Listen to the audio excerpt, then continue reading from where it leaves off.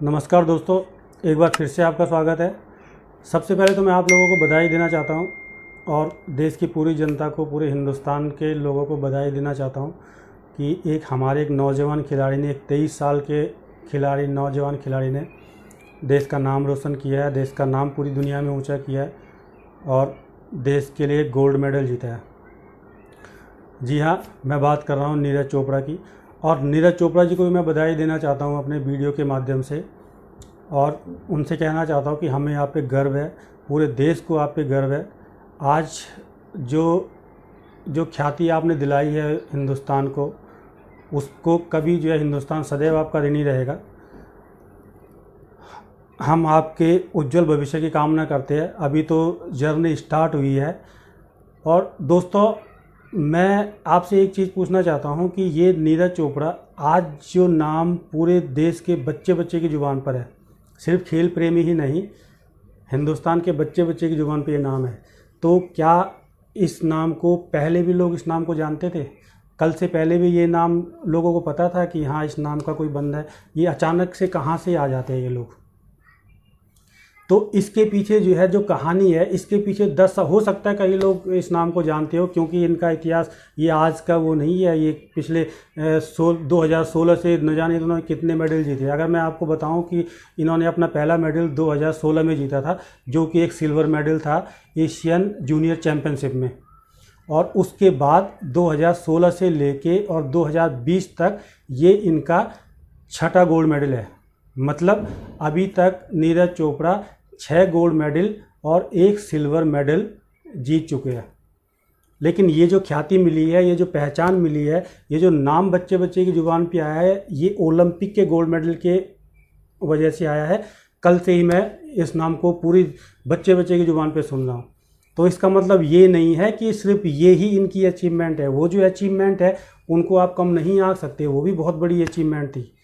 जो पहला सिल्वर पदक था वो एक पहला स्टेप था, वो एक पहली सीढ़ी थी। और उसके बाद ये सीढ़ी पे सीढ़ी चढ़ते गए और इन्होंने अपने अभी तक के करियर में, बहुत ज़्यादा एज नहीं है, 23 एज है इनकी अभी, और अभी तक के करियर में ये 6 गोल्ड मेडल और 1 सिल्वर मेडल जीत चुके हैं अलग अलग प्लेटफॉर्म पे।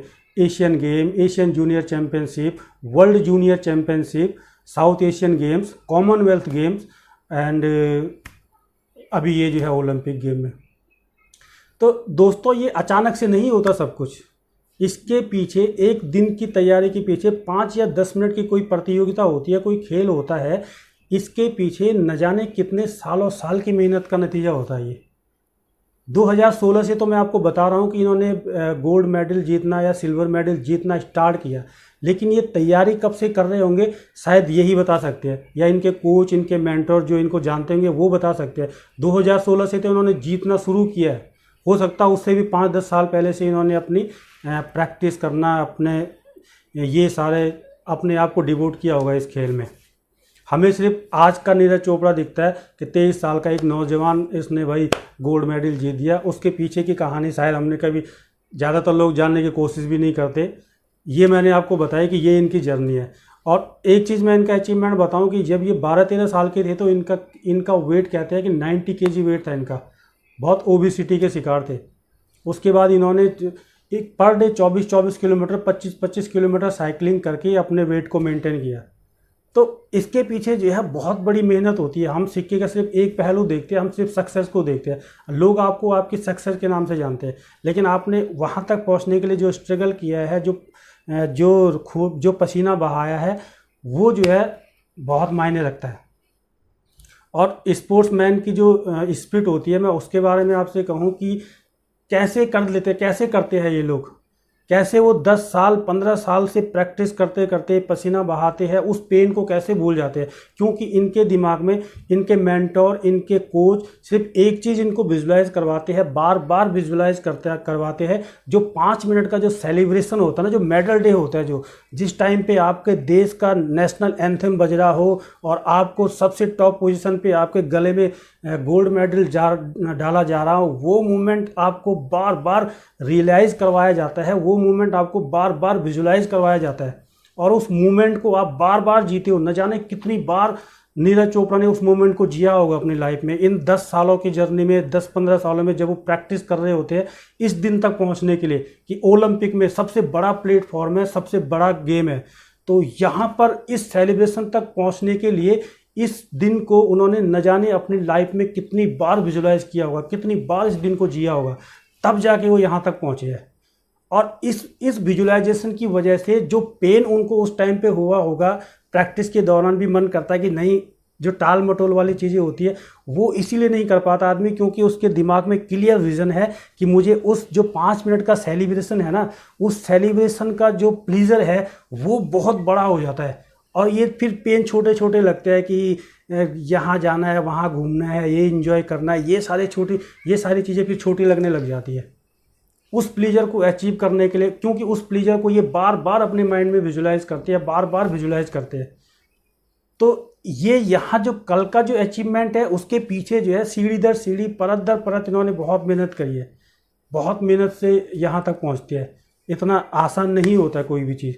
और ऊपर से ये तो आर्मी से है, आर्मी में तो वैसे ही कहा जाता है कि आप मैदान में जितना ज़्यादा पसीना बहाते हो, वॉर में उतना कम खून बहाना पड़ेगा।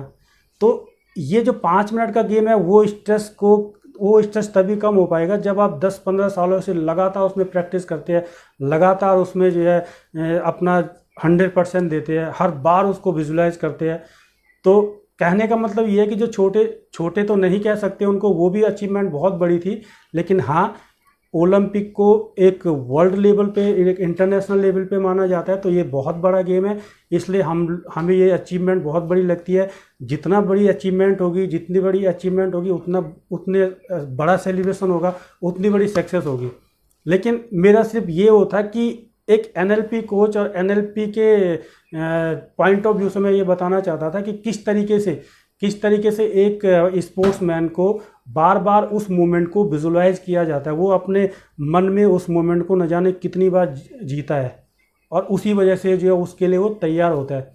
गोल है, आप उसको बार बार उसको विजुलाइज करते हो, बार बार उसको अपनी नज़रों के सामने रखते हो, बार बार उसको जीते हो, तो उसको अचीव करने के लिए फिर आपका जो आप पेन लोगे, जो प्रैक्टिस के दौरान जो पेन होगा ये आप भूल जाओगे, क्योंकि आपका फोकस हमेशा उस पे रहेगा, उस गोल पे रहेगा, उस सेलिब्रेशन पे रहेगा।